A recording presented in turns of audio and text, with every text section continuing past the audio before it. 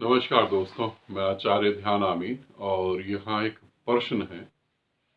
प्रश्न ये है कि मेरी माता जी की मृत्यु हो गई है और मुझे मृत्यु से बहुत डर लगता है। आप इसके बारे में कुछ बताएं जिससे मैं इस भय से मुक्त हो पाऊं।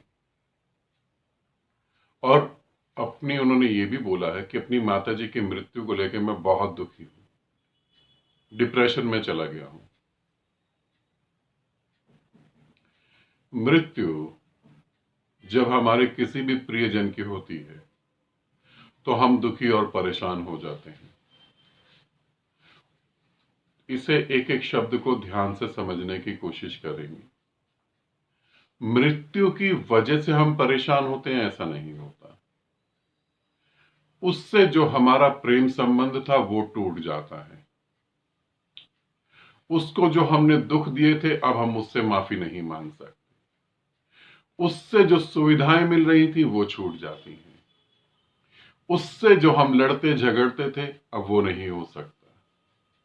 उससे जुड़े हुए सारे संबंध जो हैं एकदम से ब्रेक हो जाते हैं, एकदम से डिस्कनेक्ट हो जाते हैं, एकदम से टूट जाते हैं। अब ये झटका जो है हम बर्दाश्त नहीं कर पाते, क्योंकि वो व्यक्ति मरा ऐसा नहीं, तुम्हारे भीतर भी उस व्यक्ति से संबंधित सारी चीजें मर गई और हम किसी भी कीमत पर अपने को मरता हुआ नहीं देख सकते। ध्यान रखना इस बात का। दूसरे की मृत्यु तुम्हें अपनी मृत्यु की याद दिला देती है। जब पत्नी मरती है तो पति के भीतर बहुत कुछ मर जाता है। जब पति मरता है तो पत्नी के भीतर बहुत कुछ मर जाता है। जब भाई मरता है तो बहन भाइयों के भीतर बहुत कुछ मर जाता है। हम उस जो हमारे भीतर मर रहा है उससे हम घबरा जाते हैं, उससे हम डर जाते हैं। हम चाहते हैं कि कभी भी मृत्यु घटित ना हो। हम नियम के खिलाफ बात कर रहे हैं। यहां तक आपको समझ आ गई कि दूसरे की मृत्यु से हम क्यों डरते हैं, क्यों हमें दुख मिलता है? क्योंकि उससे जुड़ी हुई सारी चीजें हमारे भीतर खत्म हो जाती हैं।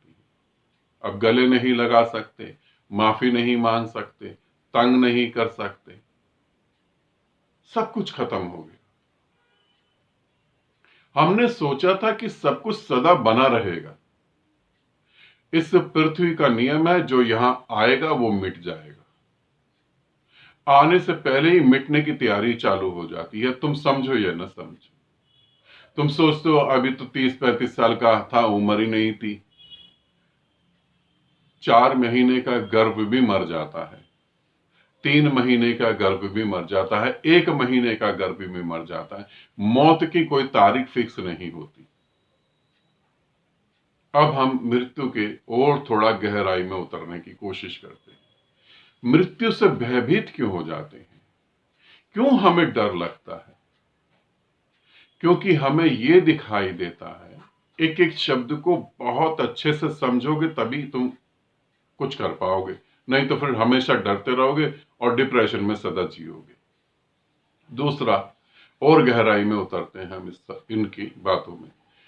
जब दूसरा मरता है तब तुम्हें दिखता है कि इसकी पत्नी भी रह गई, इसके बच्चे भी रह गए, इसका मकान भी रह गया, इसका बैंक बैलेंस रह गया, इसकी वो गाड़ी, जिस गाड़ी को वो कल चला रहा था आज वो गाड़ी खड़ी है, उस पर धूल पड़ी हुई है। जो लोग उसके सामने सर झुकाते थे आज वो लोग हैं मगर वो है नहीं। पत्नी जिसके नाम का सिंदूर लगाती थी आज सिंदूर तो घर में रखा है, मगर वो लगाने वाला जिसके नाम का लगाती थी वो आज नहीं है। अब ये बातें जो हैं आपको ये याद दिलाती कि एक दिन जो है तुम्हारे साथ ये होने वाला है। तुम्हारा भी बैंक बैलेंस रखा रहेगा, तुम्हारी भी गाड़ी पे धूल जमेगी, तुम्हारे पीछे प्यार करने वाले छूट जाएंगे।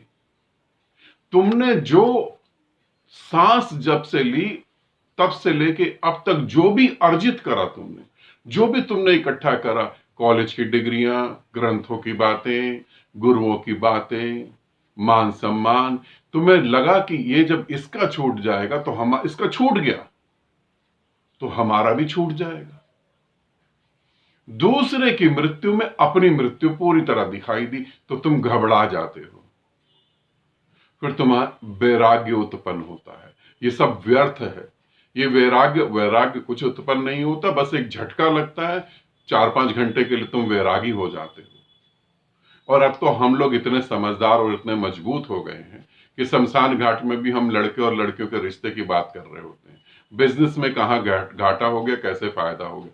यहां सामने किसी की चिता जल रही है, और जिसकी चिता जल रही है कल ये भी शमशान घाट में यही कर रहा था जो आज तुम कर रहे हो। अब हम और पत्थर के हो गए। अब तुम्हें डर लगता है कि जब उसका सब कुछ खो गया तो मेरा भी खो जाएगा, और जो मेरा खो जाएगा तो फिर मैंने जिंदगी में आके करा क्या? मैंने क्या कर लिया जिंदगी में आके? सारा जीवन तो व्यर्थ ही चला गया मेरा। क्या करा मैंने आकर? पैदा हुआ, कुछ बच्चों को पैदा कर दिया, मर जाऊंगा। उसने भी ऐसी करा था, मैंने भी ऐसी करा। अब तुम्हारे अंदर संदेह पैदा होता है अपने प्रति।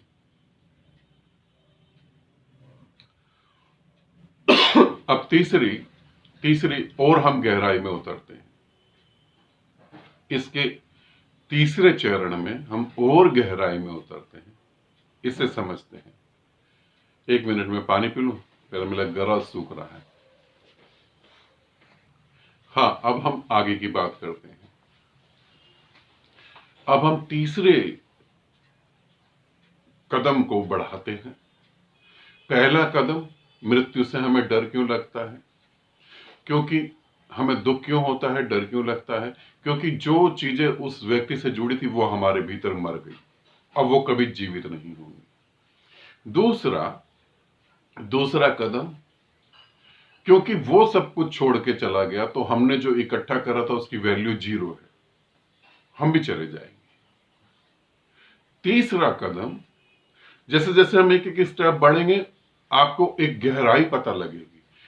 अब इन दोनों का राज जो है वो आपको पता लगेगा क्यों ऐसा होता है। उससे पहले मैं बताऊं क्यों ऐसा होता है तो मैं एक छोटा सा जो है प्रैक्टिकल आपको बताता हूं। आप किसी पक्षी को पकड़ लें, कबूतर को, पैरट को, या इजीली आपको मुर्गा मिल जाएगा मार्केट में, मटन शॉप पे आपको मुर्गा मिल जाएगा, जिंदा मुर्गा। आप इसे करके देख ले। आप जिंदे मुर्गे को पकड़े, चिकन को पकड़े और उसको उल्टा लिटा दे, उसके पंख और मुंह आसमान की तरफ कर दे और उसे उल्टा लिटा दे। आप देखेंगे जैसे ही आप उल्टा लिटाएंगे उसे, वो आंख बंद कर लेगा, पंखों को ढीला छोड़ देगा, अपने हाथ पांव को बिल्कुल ढीला कर देगा, पांव दोनों ढीले छोड़ देगा और सांस तक रोक लेगा, और कुछ सेकंड या 1 मिनट या 2 मिनट तक वो जमीन पे ऐसे ही पड़ा रहेगा जैसे वो मर गया। ये कैसे पॉसिबल है? आप प्रैक्टिकल करके देख सकते हैं। तो प्रैक्टिकल करके जब देखें तो अपने से पूछें ये कैसे पॉसिबल है। उसे कैसे पता कि मैं इस हालत में मरूंगा? थोड़ा सोचें, कैसे उसे लगा कि इस पोजीशन में मरना होता है, कि सीधा पड़ा हूं, आसमान की तरफ मुंह है, पांव ढीले कर दिए। अभी वो मरा नहीं है, मगर उसे मौत का पता लग गया। कोई भी पक्षी जब मरता तो उल्टा ही पड़ा होता, उसके मुंह ऊपर की तरफ होता है।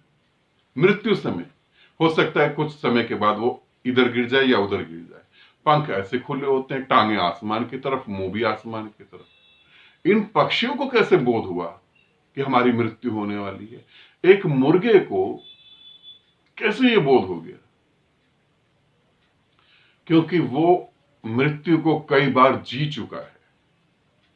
भले ही सांस जब पहली ली थी और जब आखिरी है, इसके बीच में वो भूल गया होगा मृत्यु को, जैसे तुम भूल गए मृत्यु को।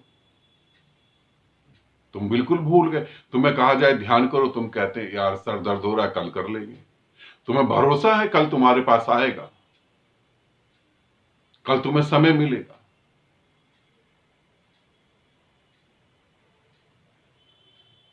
एक छोटी सी बात बोल रहा हूं, मेरे को 4-5 साधक मिले। मैंने उन्हें बोला कि तुम ध्यान करा करो, खूब ध्यान में डूबो बच्चों। उनमें से सबने कहा कि हाँ गुरुदेव, हम ध्यान में डूबेंगे। अभी 12th ही करी थी उन बच्चों ने, 12वीं कक्षा पास करी थी। 4-5 साल बीत गए, फिर अचानक ही उनसे मेरी मुलाकात हुई। 5 लड़के थे वो, मैं 4 लड़कों से मिला। मैंने बोला तुम्हारी ध्यान साधना तो बहुत अच्छी चल रही, और सच में बहुत अच्छी, समाधिस्थ हो गए थे। मैंने बोला वो तुम्हारा 5वां दोस्त कहां गया, वो ध्यान नहीं कर रहा? उन्होंने कहा कि वो ध्यान नहीं कर रहा था, उस वक्त भी उसने ऐसे ही बात को लिया, और जो है ये दुर्भाग्य घटा कि 1.5 साल बाद वो बाइक लेके जा रहा था, उसका एक्सीडेंट हुआ और उसके दोनों पांव कट गए। पांव इतनी तरह जख्मी हो गए कि डॉक्टर को पांव काटने पड़े। अब उसके पास पांव नहीं है।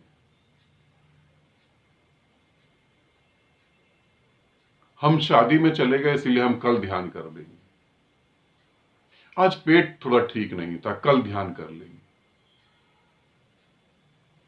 तुम्हें कल का भरोसा है? ऐसे ही जो मुर्गे ने सांस ली थी और आखिरी सांस के बीच में मुर्गे को भी भरोसा था, मगर जैसे ही उसे उल्टा लिटाया, उसे तुरंत मौत का बोध हो गया। अब इसे मैं समझाने की कोशिश कर रहा हूं, थोड़ा और गहरे में उतरने जा रहे हैं। ये मृत्यु का बोध उस मुर्गे को है, पक्षियों को है, जानवरों को है, ये अवचेतन मन में तुम्हारे अंदर भी है। तुम भी कई बार मर चुके हो और ये मृत्यु का क्षण तुम्हारे अंदर गहरे बैठा हुआ है। जब किसी की मृत्यु होती है तो तुम्हारा ये क्षण जो है, इस पे चोट पड़ती है, और जैसी इस पे चोट पड़ती है तुम्हें लगता है मैं भी मरा, और यहीं से तुम्हारे अंदर डर पैदा होता है, यहीं से तुम घबरा जाते हो, मैं भी मरा, क्योंकि मृत्यु का बोध तुम्हारे अवचेतन मन में पूरी तरह से है। अब अगर तुम्हें मृत्यु से पार होना है तो उस भय को समझना है, और उस भय के साथ सिर्फ समझना नहीं, उस भय के साथ प्रयोग करने हैं, और यह जानना है कि तुम शरीर के अलावा भी कुछ हो।